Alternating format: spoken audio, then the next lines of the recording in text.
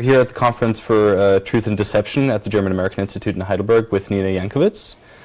Jankowicz, I did it wrong. You can say however you like, it's fine. But thank you so much for being here, Nina. Thanks for having me. So you're a global fellow at the Wilson Center, correct? And so you've spoken at length about Russia's meddling in elections and their disinformation campaign in general, both in the USA and elsewhere. Tell us, how severe is the threat, and what are the intended goals of these actions? So I'll start with the goals and then come around to how severe it is. I think the goal of all of these disinformation campaigns, which Russia has run, I would say, in this modern era for the past 10 to 12 years, is to increase Russia's global standing. Basically, anywhere you look, Russia's trying to destabilize democracy, destabilize Western institutions and the rules-based international order, for instance, the EU, NATO, and in general, the inner workings of Western democracies as well. And by doing that, it's able to get itself a seat at the bargaining table. And we've seen that happen over the past couple of years. I mean, certainly in the United States, Russia is not far from anyone's lips on any given day. And I think in the past 25 to 30 years, this is the most we've talked about Russia since the end of the Cold War. And Putin once described the fall of the Soviet Union as the greatest geopolitical disaster of the 20th century, right? And certainly he's tried to reverse that right now, and you can understand why. How severe is the threat? So I think the threat is pretty severe, but it's not just from Russia, and I think we need to understand that. Russia exploits pre-existing fissures in our societies. That's what makes these campaigns so potent. And in the societies that don't have kind of a gap in trust between citizens and their institutions, or a highly politicized environment, they do a little bit better when facing the threat of disinformation than societies like, for instance, the United States have done in the past couple of years. But Russia's also not the only aggressor here. There are other foreign malign actors on the scene, becoming a bit more I don't know how to say, a bit more mischievous, let's say. But there are also homegrown purveyors of disinformation, which is something that I've been looking into a lot lately, and we need to really grapple with. Of course, it's easy to say that Russia shouldn't buy ads and meddle in our election, but how do we grapple with things that are coming from Americans but are disingenuous, false narratives, and in general just mis or disinforming people? So it's interesting you touch on that. What exactly is being done by the U.S. and also by other governments to counteract these kinds of, campaigns of disinformation? So there's a wide array of menu options, let's say. A lot of governments started with an inclination toward fact-checking and just thinking that truth could win the day no matter what, right? And it's proven, actually, that fact-checking does the opposite in terms of countering disinformation. It often entrenches folks in the narrative of the untruth rather than correcting it in their minds. And there's been a lot of psychological research about this. So there have been a couple campaigns, particularly in the European Union, that have focused on fact-checking.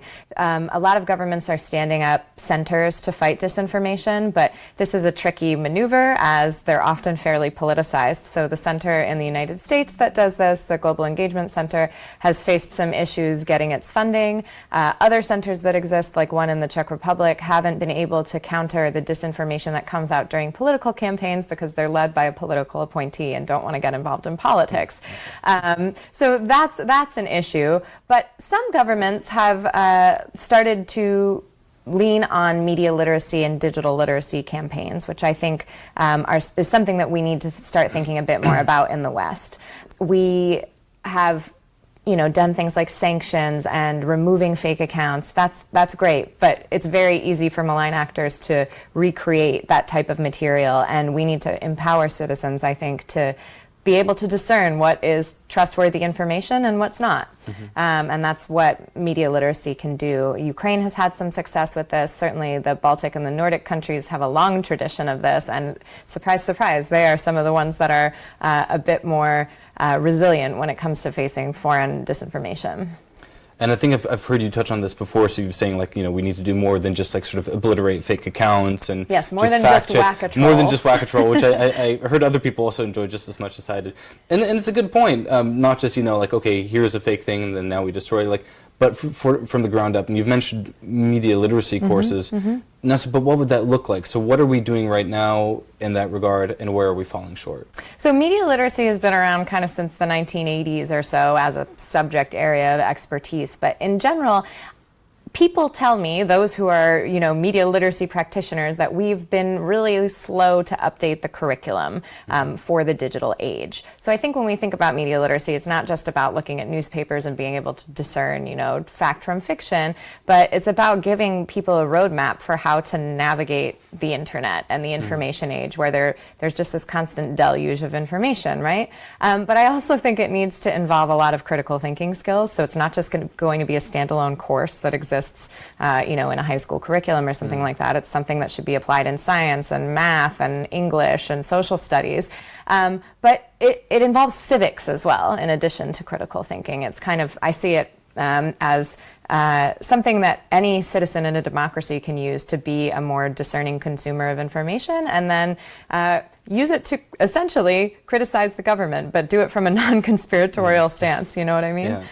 But that's true. I mean, how do you see that to be implemented? I mean, it's tricky, especially in the U.S. Then, if it's and similar in Germany, actually, when each individual state, of course, makes their own policy. So, how would we have like a holistic approach to kind of changing the curriculum? That would have to. I mean, it's unthinkable to have something like that come from a federal. Yeah, you're exactly right. That's one of the main challenges. As we talked about at the conference a little bit, there is bipartisan support for something like this.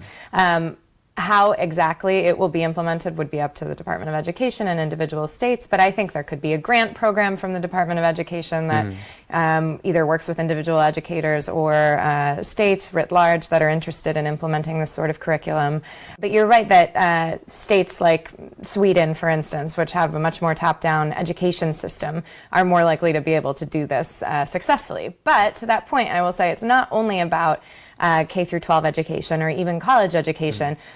We also need to try to reach people who are voting today, because they're the ones that are making the decisions for our countries. And while they're a bit more difficult to reach because beliefs tend to be entrenched the older that you get, the program that I mentioned in Ukraine, which is run by IREX, the International Research and Exchanges Board, focused on adults. Its pilot program focused on adults and then went to the education system. So they trained 15,000 adults in critical thinking, source evaluation, and emotional manipulation skills. And after several months of having completed the program, they still had a 29% increase in the amount of participants that cross-checked sources after the fact. So that just shows in a very short amount of time, with a pretty small investment for 15,000 people, how that can kind of shift the dialogue a little bit. So I think, investing in things in the professional development sphere is something we should look at. But platforms, social media platforms, also have a role to play here. They have ubiquitous access to people's lives, and although I wouldn't trust them to create a curriculum about media literacy, instead of telling me what the weather is going to be or reminding me about a picture from 10 years ago that I may or may not want to see,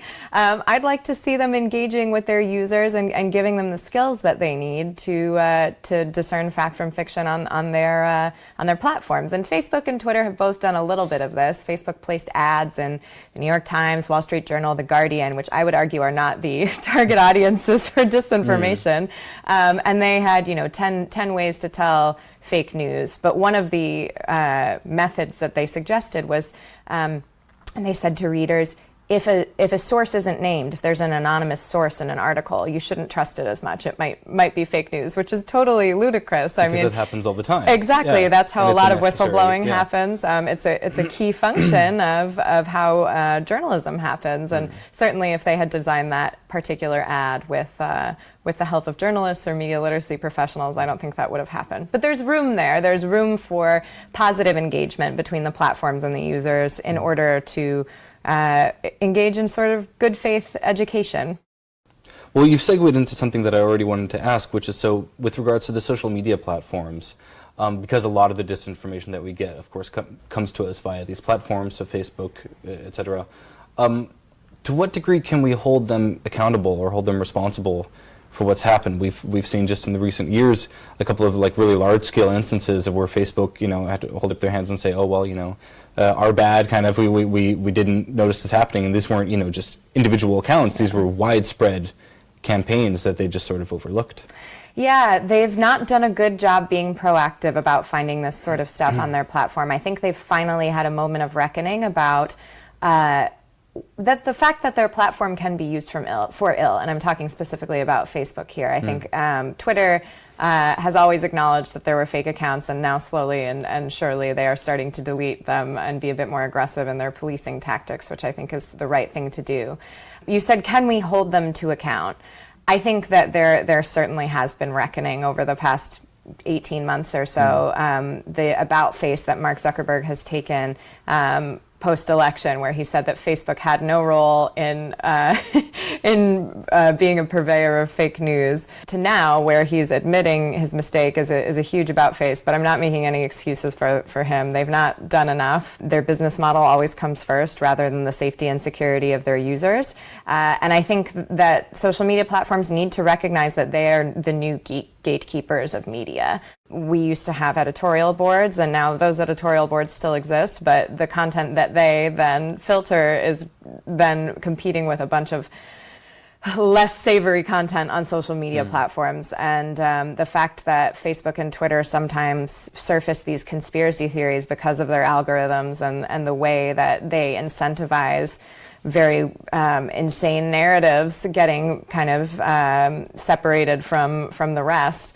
It's a problem. They have to recognize that they already are the arbiters of truth. They say they don't want to be the arbiters of truth, but they already are, because they are manipulating what people see in their Facebook feeds and their Twitter feeds. And if they're going to be doing that, I'd hope that they do it for good. So I think we'll see in the next couple of years either the platforms taking it upon themselves to self-regulate, or with privacy scandal after privacy scandal happening. I mean, just 2 weeks ago, 50 million Facebook users were logged out of their accounts because their tokens were stolen by unknown hackers. The more this happens, the more the platforms are going to have to answer for it. And I think that's when we might see some regulation in the United States akin to what we've seen in Germany and the EU writ large.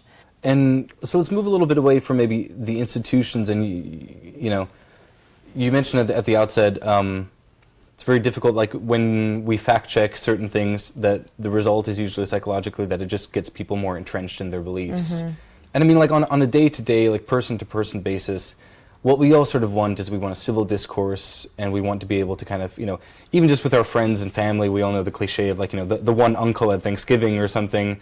But then how do we really achieve that? Because often that's the most difficult part, is with our loved ones or with our friends, to engage in this kind of civil discourse.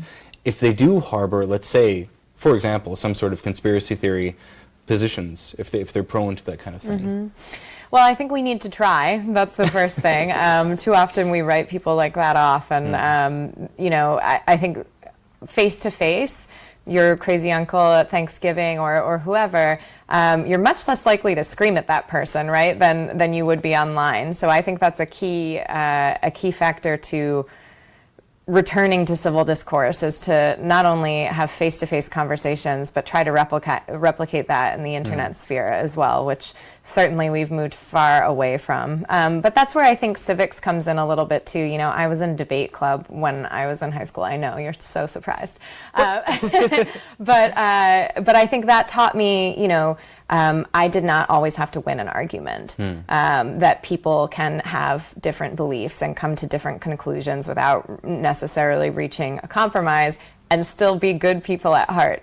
And I think we've lost a little bit of that because of what the internet has done to our discourse. And so having those conversations at the Thanksgiving table, appealing to them from emotion, from your humanity, rather than just like this basis of entrenched facts, right? I think that's what makes democracy so interesting, and what makes it so robust. And I think we can't give up on that, because it's the key to kind of making these conversations advance in the future.